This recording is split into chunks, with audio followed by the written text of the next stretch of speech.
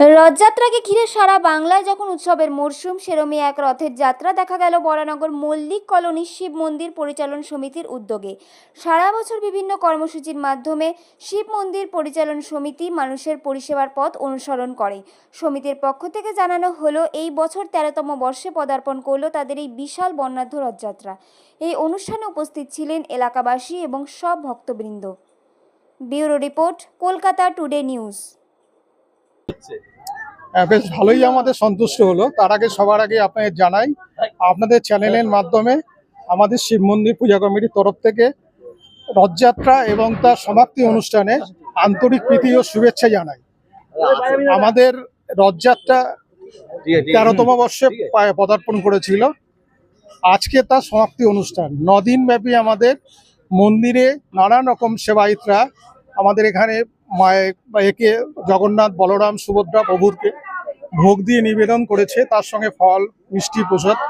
প্রত্যেক দিন কিন্তু আমাদের এই আয়োজনটা হয়েছে, সুষ্ঠুভাবে আমাদের আয়োজনটা হয়েছে। তারপরে দেখেছেন আমাদের এই রথটাকে নিয়ে অঞ্চলের অনেক জায়গায় জায়গায় আমরা কিন্তু রথটা পরিক্রমা করেছি, তার মধ্যে এবং আমাদের সবাইকে আমাদের সহযোগিতা করেছে। আশা করি আমাদের এই সহযোগিতা বরাবর যেন থাকে, তার জন্য আমরা এটাকে চাই। আর সব থেকে বলার আগে মেন যেটা আছে, যেটা আমাদের এই সমস্ত কিছু উৎসবের মধ্যে প্রধান যিনি কাণ্ডারি, আমাদের লোকনাথ শাহ আছে, আমাদের হাবুদা আছে, দেবাশিস আছে, বা আমাদের যারা বুলাদা আছে, আরও অনেকে আছে, সত্যেঞ্জনা আছে। সবার উদ্যোগে এবং এখন আমাদের আছে, সবার উদ্যোগ নিয়ে কিন্তু আমাদের এটা সূর্যদা আছে, সবার উদ্যোগ নিয়ে কিন্তু আমাদের এই অনুষ্ঠানটা কিন্তু হয় এবং অধিবাসী বৃন্দদের সহযোগিতা নিয়ে আমাদের এই উৎসবটা হয়েছে। অন্যান্য উৎসবের মতন এই উৎসবটা সফলতম উৎসবের মধ্যে আমাদের পরিচালনা আমরা করতে পেরেছি। আশা করি উত্তরোত্তর আমাদের এই উৎসবটা যেন বৃদ্ধি পায়।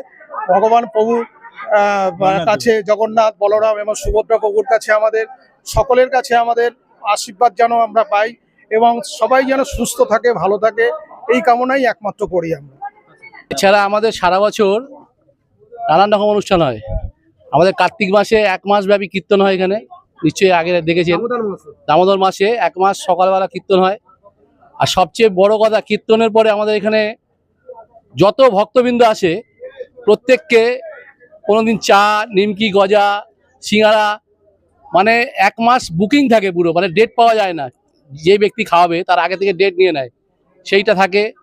পয়লা বৈশাখ আমাদের যে বাৎসরিক অনুষ্ঠান হয় সেইটা থাকে, তারপরে রথযাত্রা থাকে।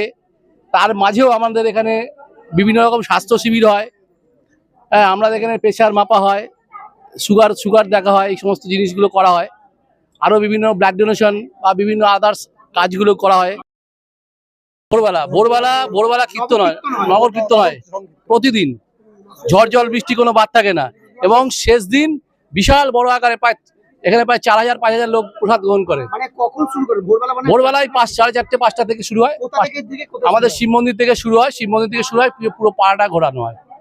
বা এক দিন আমরা আদার্স পাড়াগুলোতেও আমরা যাই। এইভাবে আমাদের অনুষ্ঠানটা সম্পন্ন হয়। সকলের সহযোগিতাই আমরা পাচ্ছি। আমাদের মন্দির কমিটির সবাই যারা আছে তাদের সহযোগিতা আর অধিবাসী বৃন্দদের সহযোগিতা নিয়ে আমরা এটাকে সুষ্ঠুভাবে করতে পারছি।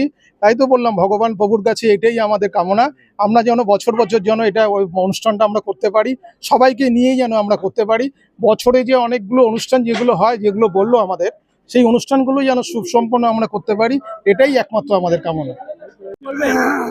মল্লিক কলোনি শিব মন্দির কমিটির যে আমরা যে সবাই মিলে গড়ে তুলেছি, প্রতি বছরই আমাদের এখানে যেমন বৈশাখ মাস পড়লেই আমাদের শুরু হয় মন্দিরের, মানে কি বলে ওটাকে, প্রতিষ্ঠা দিবস।